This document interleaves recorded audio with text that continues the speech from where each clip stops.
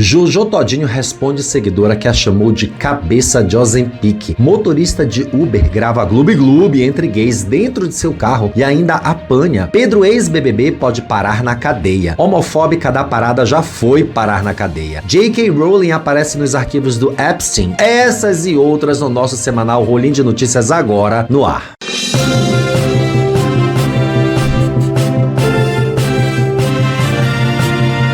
Olá, minhas rolinhas, eu sou Márcio Rolim, criador e apresentador deste semanal, onde a gente requenta as notícias da semana. Se você não viu alguma coisa, você vai acabar vendo aqui, por isso é muito importante você seguir o canal. Coloca seu dedão logo aí nesse botão, porque aqui tem de tudo um pouco, a gente fala sobre tudo. Coisas ruins, coisas boas, coisas que a gente vai dar gargalhada, coisas que a gente vai chorar. Esse semanal é babado, entra todo domingo ao meio-dia, segue. Aqui de baixo tem várias maneiras de contribuir com o canal. Tem o Pix, tem o Apoia-se, tem o nosso clube de membros, então você escolhe uma maneira de mandar uma graninha pra gente continuar fazendo vídeos legais todos os dias de segunda a domingo e vamos de notícias.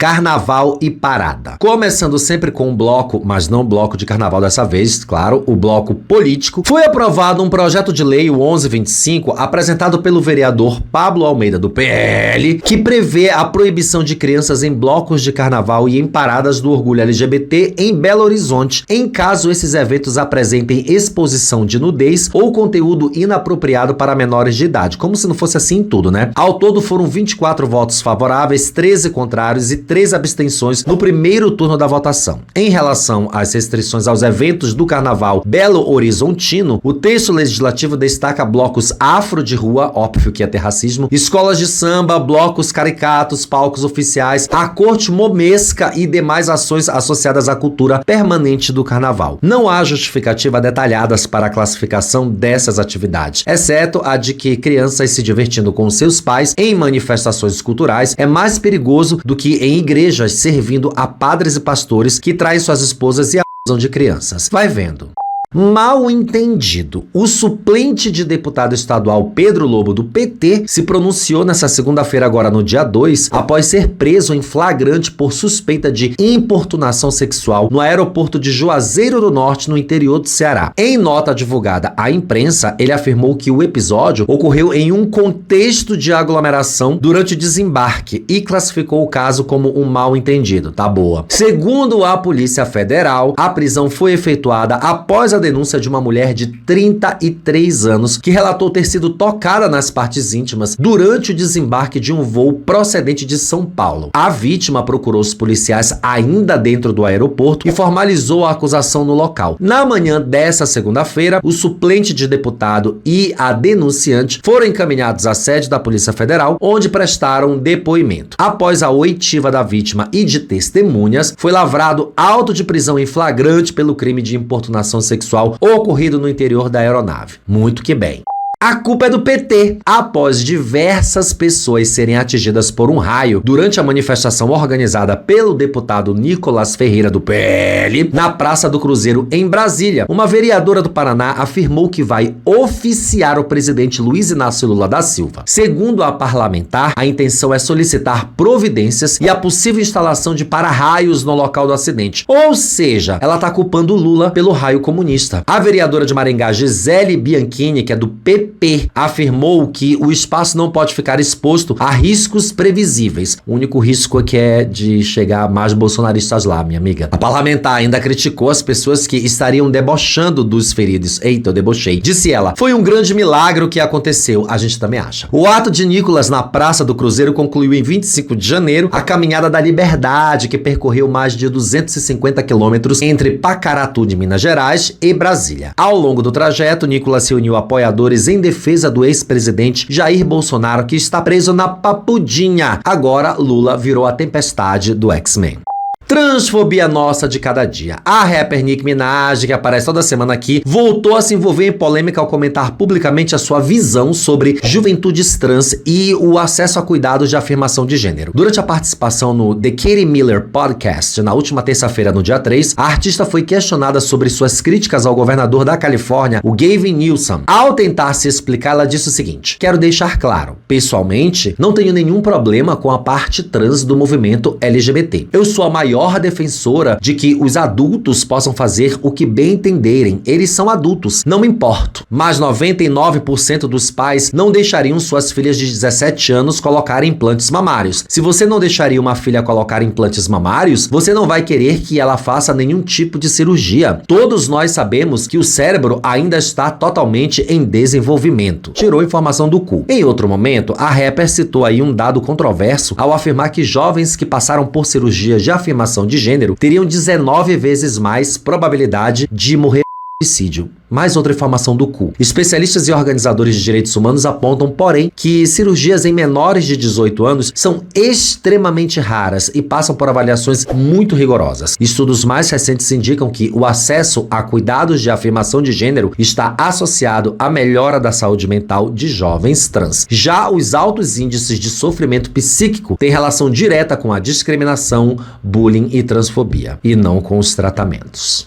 Kit Carnaval. Agora se preparem para passar muita, mas muita raiva. Uma declaração feita pelo deputado estadual Gessé Lopes, do PL, de onde? De Santa Catarina. Durante a sessão na Assembleia Legislativa provocou forte reação nas redes sociais e entre entidades de saúde agora, nessa quarta-feira, no dia 4, por conta de um kit que integra aí a política municipal de prevenção às infecções sexualmente transmissíveis, ou seja, políticas públicas, né? Disponibilizado em banheiros e bares de espaços públicos ao longo da folia. Entre os itens estão preservativos internos, externos, autotestes para detecção de HIV, gel lubrificante e materiais informativos sobre profilaxia pré e pós-exposição, estratégias reconhecidas internacionalmente na redução do risco de contágio. E o deputado disse que só de ler a cartilha de prevenção ele quase pegou AIDS. Assistam o vídeo. Chega essa época do carnaval, me dá até um ranço. Ainda me colocam ali do lado do meu gabinete uma bateria de escola de samba pra ensaiar. Começa às 15 horas e não para mais e não consegue se concentrar, aquela desgraça. Aí me dá mais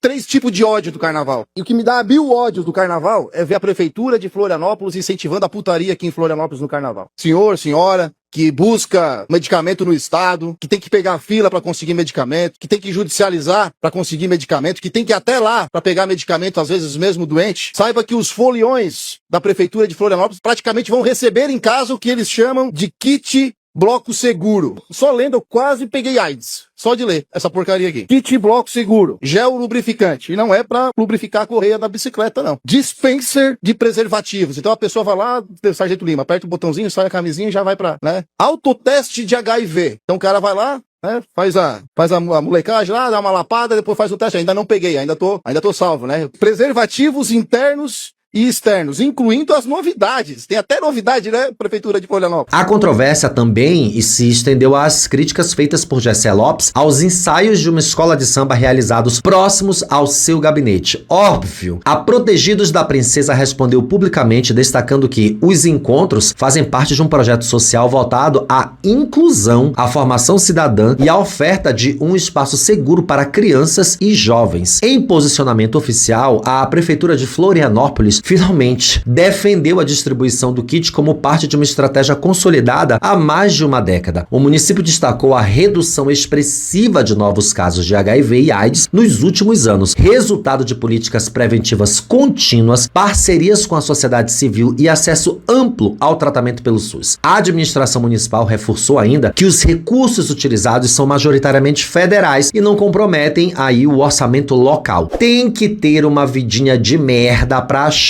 que as outras pessoas não podem curtir o seu carnaval e se prevenir. E vale lembrar que Florianópolis, há décadas, é conhecido como um dos maiores carnavais gay do país. E se não há políticas de prevenção, a população adoece mais e, portanto, o Estado gasta mais dinheiro com tratamento. O Gessé Lopes foi investigado aí por não incentivar o uso de máscaras durante a pandemia, tá? Só pra lembrar. Ele já foi condenado a pagar 15 mil por ofensas a professores, já foi condenado a pagar 5 mil por expor um adolescente. Ele sancionou uma lei que proíbe banheiros de gênero neutro nas escolas. Obviamente que ele nunca curtiu um carnaval como se deve curtir. Trump racista. O presidente dos Estados Unidos, Donald Trump, publicou nessa quinta-feira agora, no dia 5, um vídeo que retrata o ex-presidente Barack Obama e sua esposa Michelle Obama como macacos. Ao final do vídeo de 1 minuto, com uma teoria de conspiração aí sobre as eleições, publicado na plataforma Truth Social, os rostos dos Obamas aparecem sobrepostos a corpos de macacos por cerca de 1 segundo, apesar dos dois não terem nenhuma relação com a denúncia do presidente americano. A canção The Lion Sleeps Tonight toca no fundo quando o casal Obama aparece. Assistam esse vídeo estarrecedor.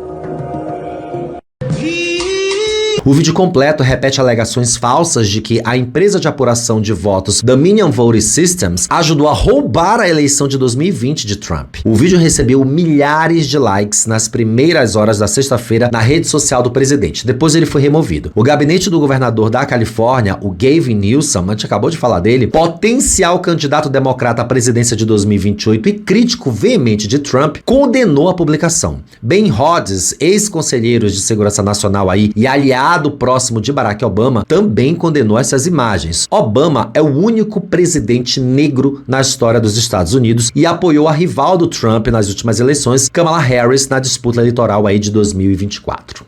Argentina racista. A Polícia Civil do Rio de Janeiro, nessa sexta-feira agora, prendeu, agora no dia 6, a argentina Agostina Páez, de 29 anos, após a justiça determinar o detimento preventivo dessa mulher por ofensas racistas contra 4 funcionários de um bar em Ipanema, na zona sul do Rio de Janeiro. Ela foi encontrada por policiais civis em um apartamento alugado no Recreio dos Bandeirantes do Rio. A Argentina foi flagrada em um vídeo fazendo gestos imitando um macaco e sendo aí repreendida pelas suas amigas no dia 14 de janeiro. Vamos rever o vídeo.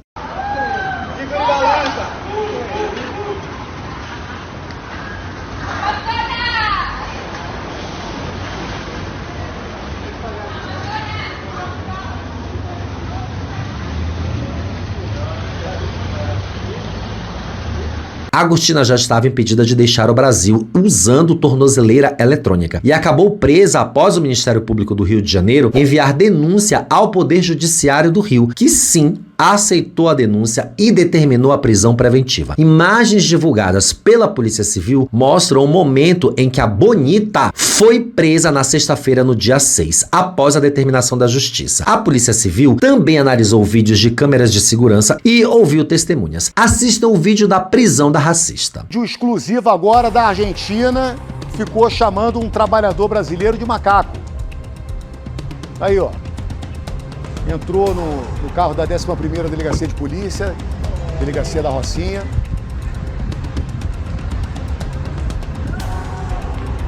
Estava aqui em Vargem Pequena, está com tornozeleira eletrônica, diferente do Oruan. O Oruan ninguém sabe onde está. A Agostina já estava impedida de deixar o Brasil e usando tornozeleira eletrônica, e havia até publicado um vídeo dizendo que ela estava com medo da justiça brasileira, com medo da punição. Assistam o vídeo da gata. Agostina Páez, acusada de injuria racial en Brasil, en este momento recibió una notificación que hay una orden de prisión preventiva para mí por peligro de fuga, siendo que tengo una tobillera electrónica puesta y que estoy a disposición de la justicia desde el día 1. Se están vulnerando todos mis derechos. Estoy desesperada, estoy muerta de miedo y hago este video para que se haga eco de la situação que estou passando. O Ministério Público rejeitou a versão apresentada pela Argentina de que os gestos teriam sido brincadeiras dirigidas às amigas, especialmente diante do fato de que uma das turistas tentou impedir a Agostina de continuar com as ofensas, o que evidencia a consciência da acompanhante quanto à reprovabilidade da conduta. Papo de advogado, né? Vale lembrar que a Agostina já foi solta agora nessa sexta-feira por determinação da justiça, mas permanece com tornozeleira. Que loucura, né? Os argentinos descobrindo que no Brasil racismo é crime inafiançável. Que sirva de lição para todos eles que vêm pra cá passear em nossas praias. Aliás, nas praias lá de Santa Catarina eles podem, né? Lá o racismo é permitido. Caso Epstein. Documentos recentemente divulgados do caso Epstein mostram ninguém menos que J.K. Rowling, sim, a mega transfóbica, amplamente reconhecida por financiar e vocalizar agendas de extrema direita. Segundo os arquivos, Epstein foi convidado pela equipe de Rowling para um jantar e para assistir à estreia de Harry Potter and the Cursed Child na Broadway. O detalhe que torna tudo ainda mais perturbador é que isso teria ocorrido em 2018, 10 anos depois de ele ter sido condenado por prostituição infantil. Os documentos disponíveis no portal do Departamento de Justiça dos Estados Unidos ainda trazem um movimento escandaloso. O próprio governo do Donald Trump tenta deslegitimar o material ao sugerir que provas podem ser falsas ou submetidas indevidamente. Em outras palavras, eles estão passando pano aí para explorador sexual de crianças, sobretudo quando os nomes dos envolvidos orbitam no poder e estão todos omitidos. Após seu nome aparecer na lista, J.K. Rowling determinou que fossem apagados todos os registros dos últimos 10 anos que continham o nome de pessoas que estiveram no seu iate, que é o iate que ela comprou do ator Johnny Depp. Rowling nega ligações, mas quem não deve não teme. Por que então apagar o nome dos visitantes de seu iate? No mais, ela vem usando a sua fortuna adquirida de fãs para financiar campanhas contra as pessoas trans e da extrema-direita há anos. Continua consumindo o conteúdo dela quem quer.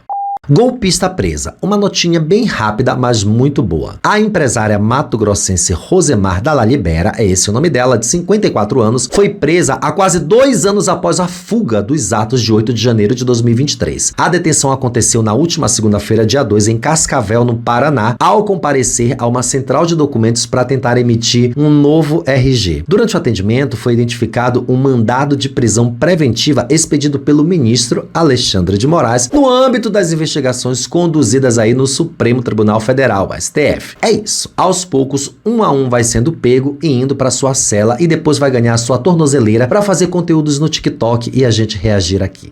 Orelha. Bom, a investigação sobre a morte do cãozinho Orelha foi concluída pela Polícia Civil de Santa Catarina nessa terça-feira agora, no dia 3. De acordo com o inquérito, ficou comprovado que o crime ocorrido na Praia Brava, em Florianópolis, teve envolvimento de adolescentes. A polícia pediu a internação de um dos jovens e indiciou 3 adultos por coação à testemunha. As investigações sobre as agressões contra o cãozinho Caramelo também foram finalizadas. 4 adolescentes foram representados pelo caso Caramelo. Por envolver menores de idade, o processo tramita aí em segredo de justiça, segundo informou o Tribunal de Justiça de Santa Catarina. Orelha foi visto com vida pela última vez no dia 4 de janeiro. Ele era um cãozinho comunitário, cuidado pelos moradores e comerciantes ali da Praia Brava, onde vivia há pelo menos 10 anos. O animal circulava pelo bairro, acompanhava pescarias, frequentava festas, fazia parte da rotina local, inclusive com os turistas, sendo conhecido por posar para fotos com os moradores. O cão foi encontrado por uma moradora agonizando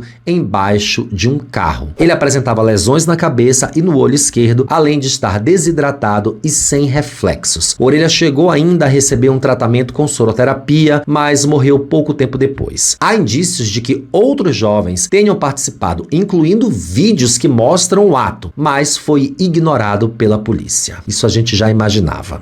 Português pra quê? Um policial militar cometeu erros gravíssimos de português ao escrever 2 palavras em uma lousa no primeiro dia de funcionamento do modelo cívico-militar na Escola Estadual Professora Luciana Damas Bezerra, em Caçapava, no interior de São Paulo, nessa segunda-feira agora, no dia 2. Ele só tinha uma missão, escrever 3 palavras, errou 2. Os policiais que aparecem nas imagens atuam como monitores na escola e passaram por um processo seletivo para serem contratados. Como já mostrou o Metrópolis, entre as funções dos agentes estão a responsabilidade de oferecer atividades extracurriculares sobre tema como os 3 poderes, como se isso não fosse ensinado em geografia ou história. No vídeo é possível ver que o policial, que não é professor, escreveu descansar e continência errados no quadro, e ele é avisado por uma mulher que supervisionava a aula. Assistam a pataquada. Que era escrito pelo policial na sala de aula tinha erros. Primeiro, descansar, com C cedilha, quando correta com S na última sílaba, e continência, sem a letra N antes da letra C. Em menos de 2 minutos, o tenente Jefferson, que escrevia no quadro, foi até a porta e conversou com uma pessoa que acompanhava de fora. Ele voltou para a sala, olhou o quadro e se dirigia de volta ao homem,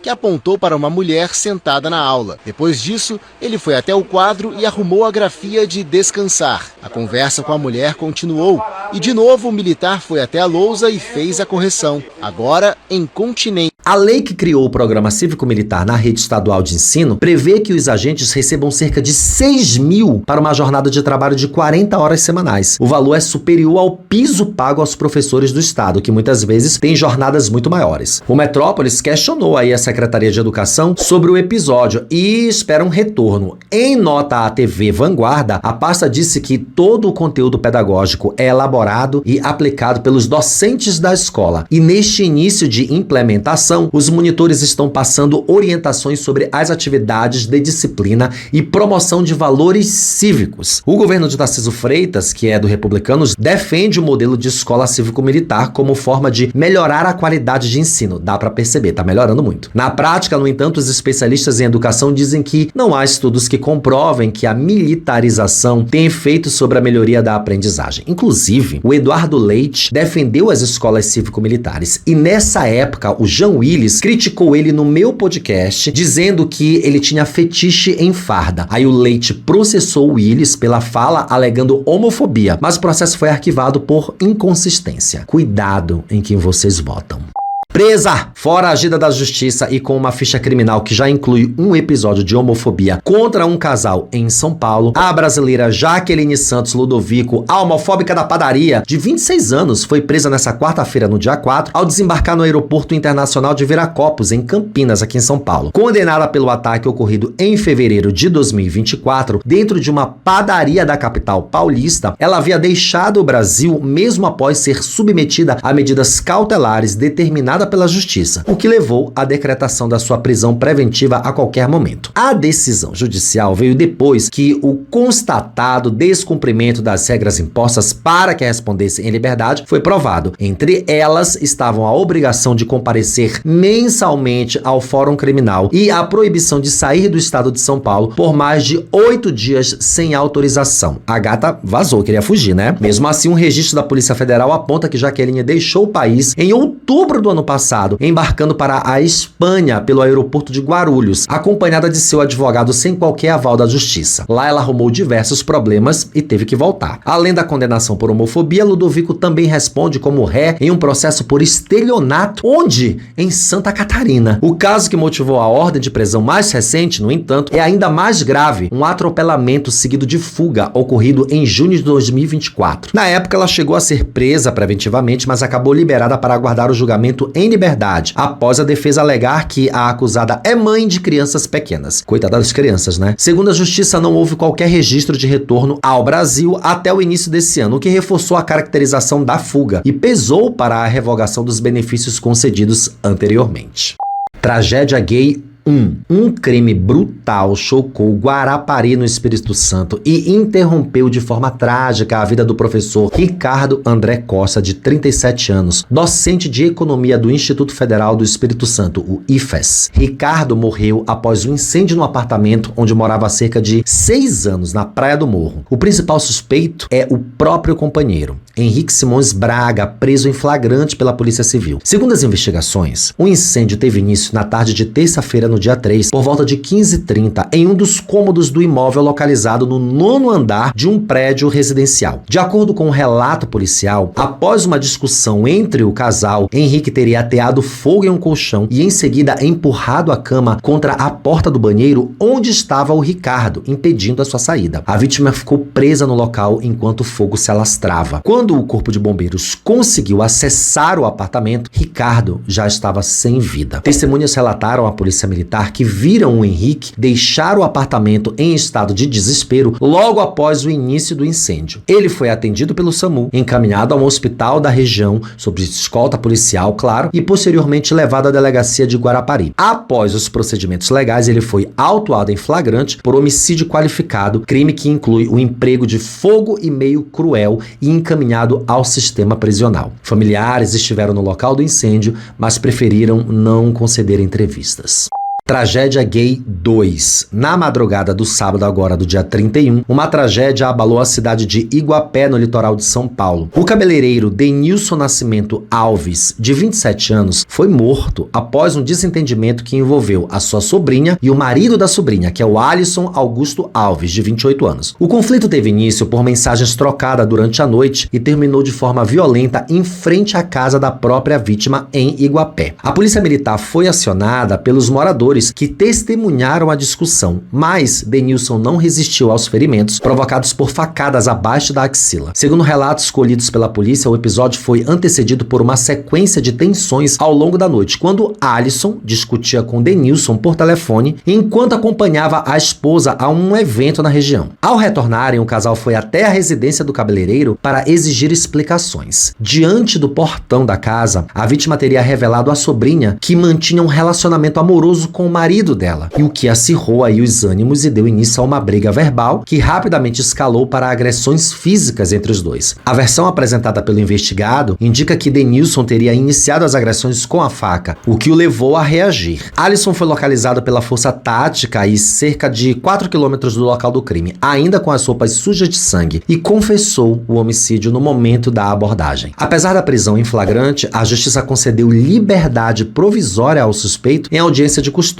ou seja, ele vai fugir, né? Impondo medidas cautelares como a proibição de sair da comarca, sem autorização ou restrição de circulação, em determinados ambientes, enfim, a gente já sabe no que vai dar. Na decisão, o magistrado apontou a existência de indícios de autoria, mas considerou que naquele momento não havia elementos suficientes para justificar a prisão preventiva, o que é um absurdo. A decisão gerou reação do Ministério Público de São Paulo, que recorreu e defendeu que o caso se enquadra em homicídio doloso qualificado, apontando fragilidades na fundamentação da liberdade concedida.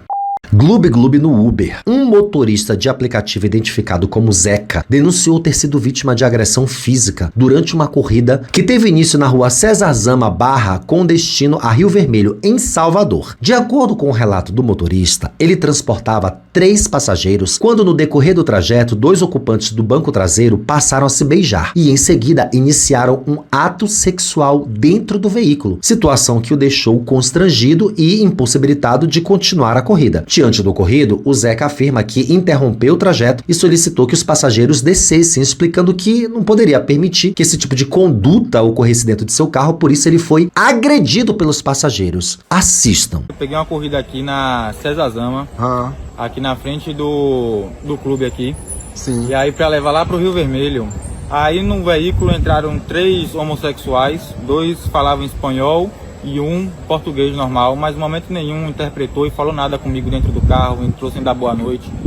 Aí no meio do caminho começaram a se beijar no banco de trás. Até aí tudo bem, né? Até aí tá tudo bem, não tem problema nenhum, tenho amizade com homossexuais, pra mim tá tranquilo.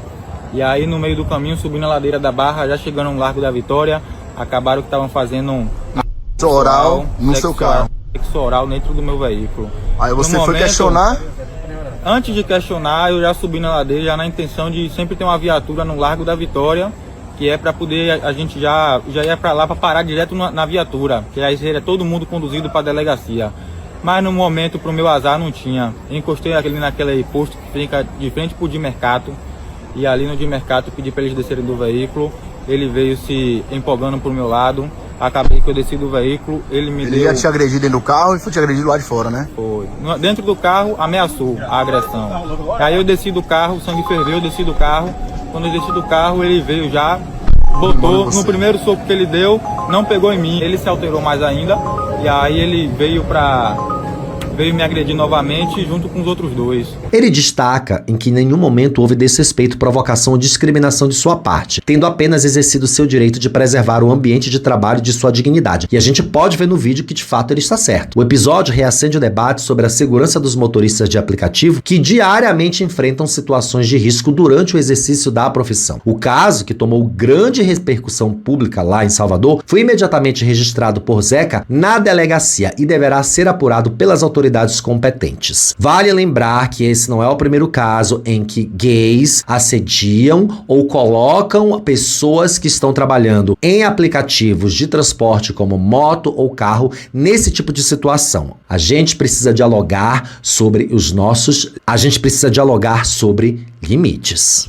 Gay! Um supermercado de Divinópolis, no centro-oeste de Minas Gerais, foi condenado pela Justiça do Trabalho a indenizar um ex-funcionário em R$15 mil por danos morais após o setor de recursos humanos registrar a palavra gay em sua ficha funcional. Pois é, dá pra ver na foto aí. A anotação feita no momento da contratação em 2014 está destacada em vermelho, permaneceu arquivada por mais de 10 anos. De acordo com a sentença, o trabalhador só teve conhecimento do registro ao assumir o cargo de subgerente da unidade. Olha que loucura, né? O tempo. A justiça reconheceu a prática como discriminatória e ofensiva à dignidade do empregado. Além da homofobia, a condenação também destacou situações de violação à liberdade religiosa no ambiente de trabalho. A decisão é do Tribunal Regional do Trabalho de Minas Gerais e ainda cabe recurso ao Tribunal Superior do Trabalho. Infelizmente, né? Cabe recurso para ambas as partes. A gente espera que ele saia vitorioso dessa.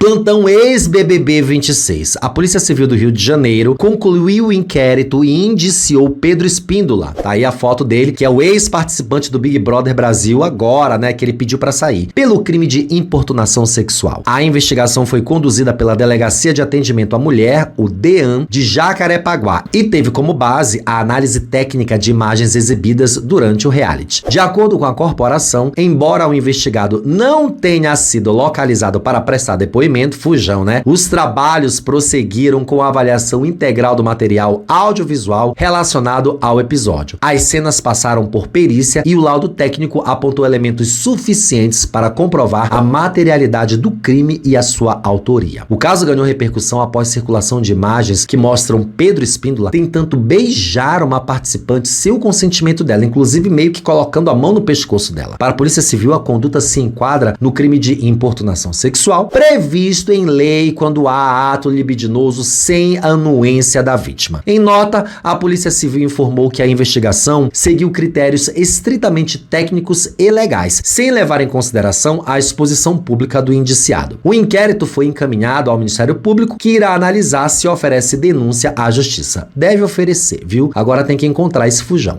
Cabecinha de Ozempic. A gente termina essa edição com a chacota mais gostosa da internet brasileira. Jojo Todinho publicou um vídeo treinando numa academia e o vídeo viralizou. Por quê? Ela aparece em ângulos da filmagem que enaltecem o tamanho da sua cabeça. E aí teve uma chuva de comentários sobre esse pequeno detalhe. Assistam o vídeo.